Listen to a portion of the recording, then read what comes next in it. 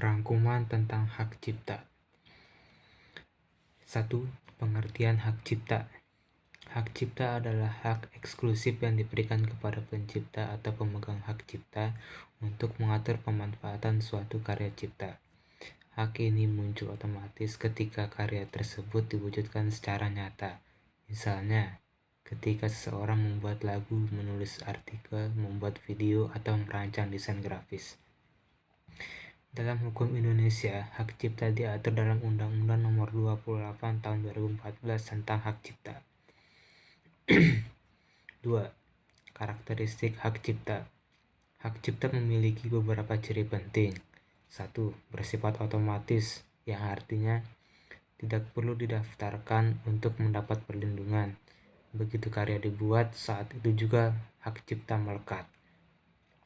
Yang kedua, melindungi ekspresi bukan ide, yaitu yang dilindungi untuk bentuk nyata dari ide, seperti tulisan, lagu, lukisan, bukan gagasan di dalam kepala. Yang ketiga, batas waktu perlindungan. Umumnya berlaku seumur hidup, pencipta ditambah 70 tahun setelah meninggal dunia. Yang keempat, bersifat eksklusif. Hanya pencipta yang berhak menggunakan atau memberi izin penggunaan. 3. Jenis karya yang dilindungi. Hak cipta melindungi banyak karya intelektual yang memiliki unsur kreativitas seperti pertama, ada musik, lagu, atau rekaman suara. Terus ada video, film, animasi, dan konten digital, fotografi, dan desain grafis, buku, cerita, puisi, artikel ilmiah, program komputer dan aplikasi, karya seni rupa, patung, arsitektur, drama, tari, dan koreografi. Untuk media digital seperti YouTube atau TikTok, hampir semua unsur di dalam video, termasuk musik, suara, efek, gambar, logo, ilustrasi, bahkan font tertentu, dapat dilindungi oleh hak cipta. Yang keempat, ada hak moral dan hak ekonomi. Hak cipta terbagi menjadi dua kelompok besar. Yang pertama, ada hak moral. Hak moral adalah hak yang melekat selamanya pada diri pencipta. Hak ini tidak dapat dialihkan kepada orang lain. Contohnya, hak untuk tetap dicantumkan namanya sebagai pencipta, hak untuk menolak perubahan, distorsi, atau memodifikasi yang merusak integritas karya. Terus yang ketiga, hak untuk mempertahankan reputasi sebagai pembuat karya. Yang B, ada hak ekonomi. Hak ekonomi adalah hak pencipta untuk mendapatkan keuntungan dari karya mereka. Pencipta berhak memperbanyak atau mendistribusikan karya, mempublikasikan atau memperdagangkan karya, memberikan lisensi penggunaan, dan mendapatkan royalti dari pihak memakai karya.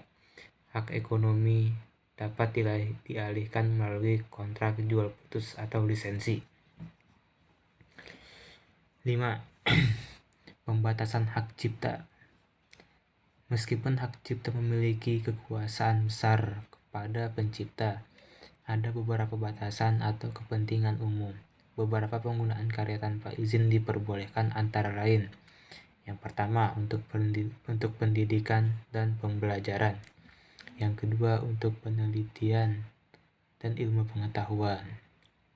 Yang tiga, untuk ulasan, kritik, atau komentar. Yang keempat, untuk kutipan singkat dengan syarat menyebutkan sumber.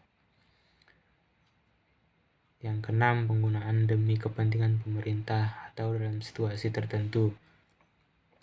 Namun, batasan ini tetap tidak boleh merugikan pencipta dan tidak boleh melanggar tujuan komersial pencipta. Yang keenam, pelanggaran hak cipta. Pelanggaran terjadi ketika seorang menggunakan, memperbanyak, mengunggah, atau memodifikasi karya tanpa izin dari pemegang hak. Contoh pelanggarannya, mengupload ulang video orang lain tanpa izin. Konsekuensi pelanggaran dapat berupa video terkena klaim atau copyright strike, tak bisa dimonetasi, dihapus oleh platform, denda, atau tuntutan hukum. Yang ketujuh, ada pentingnya menghormati hak cipta. Menghormati hak cipta penting untuk yang pertama menghargai kerja keras dan kreativitas pencipta. Yang kedua, mendorong inovasi dan produksi karya baru, menciptakan lingkungan digital yang aman dan adil, menghindari tuntutan hukum yang merugikan, serta menjaga profesionalitas di dunia kreatif. Kesimpulan, hak cipta adalah fondasi utama yang melindungi karya intelektual di berbagai bidang. Hak ini memberi pencipta hak moral dan hak ekonomi yang harus dihormati oleh semua pihak. Di era digital yang serba cepat, memahami hak cipta sangat penting agar kita semua bisa membuat konten secara aman, bebas masalah, dan beretika. Sekian dari saya, Aufa Maulana Hakim, kelas 2 IA 17 NPM 50424205.